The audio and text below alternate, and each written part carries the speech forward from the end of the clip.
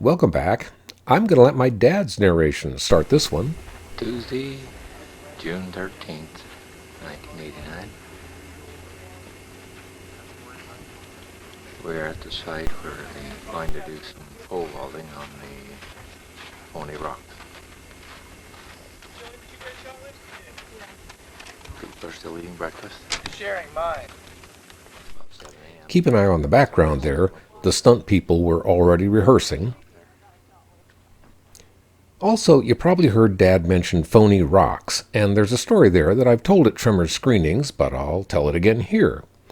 If you ever get to visit the amazing Alabama hills above Lone Pine, you'll see why we thought they were perfect for our idea of characters pole vaulting from rock to rock.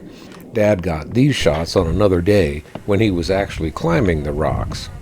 What we quickly learned was that despite the fact that there were thousands of them, finding even 2 rocks, let alone 3 or 4, that were exactly the right height and distance apart was in fact impossible. So it was up to the production designer Ivo Cristante and the art department to build fake rocks. And get them. It's fun watching them carry those darn rocks.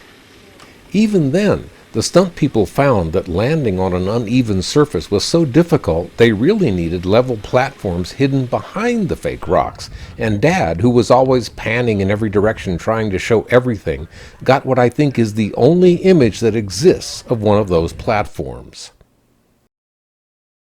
Anyway, production's main unit had shot the beginning and the end of the sequence with the lead actors. Second unit's job was to get the wide shots of all 3 people pole vaulting. And there's some backstory on that. Ron Underwood and my partner Brent Maddock were adamant that Val, Earl, and Rhonda should all vault at the same time in perfect sync. Now, all through production, we were very aware that we were walking a thin line between scary and funny. We discussed it all the time. In this case, I thought that idea was unrealistic and would look, well, just too funny. However, it was my job to shoot what Ron wanted, so on the first takes, that's what I did. Oh, and right before the first take, my assistant director, John Woodward, had a problem with crew not being aware we were about to shoot. Hold that van, please. Do not move that van. Stop the van. Come on. I told you not to move it. Hold the van. We're ready to roll. Here we go. And very quiet. Here we go, guys. And rolling the camera. Stand by. Rolling. Okay, go ahead, John.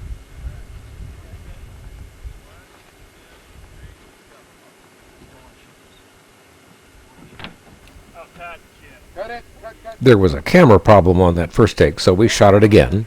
Okay, rolling camera.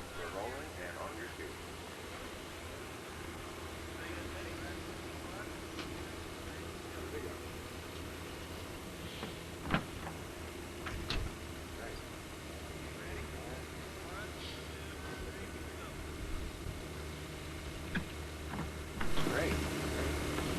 That's a cut. Cut it. Cut. Perfect. Thank you. Let's go one now with bobbles on the landing. The stunt people nailed it, and I knew I had what Ron had asked for, so now I added a take that I thought would be more realistic. And in my defense, the crew understood what I was going for, that these people were not professional pole vaulters.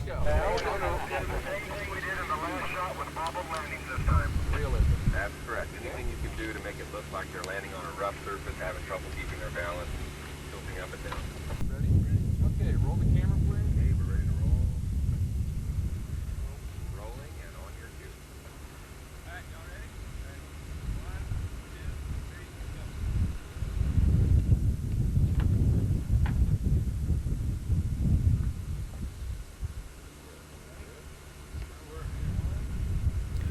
go. And they nailed my version too.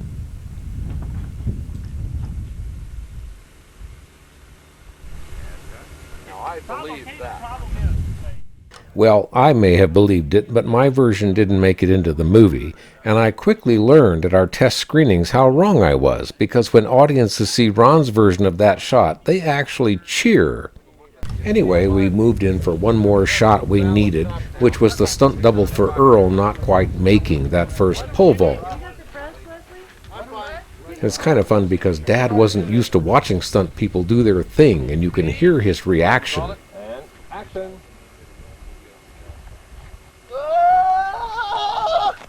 Ouch. Cut. Cut it. It was a good take, but we did it again to go a little more extreme. That was pretty good. What did you see on tape? We have a situation. You up for another one? Yep. Okay. Let's go. Here we go. Very quiet, please. Roll A and B cameras. Roll A. Rolling. Speed. Speed. And action.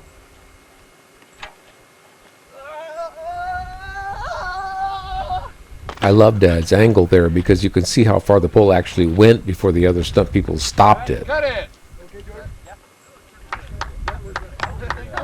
He didn't look up at him to the other line. The camera angle used in the movie was chosen to try to hide that. One last detail here. While some of the rocks were fake, that starting rock, the one they spend the night on, is quite real, and it's still there.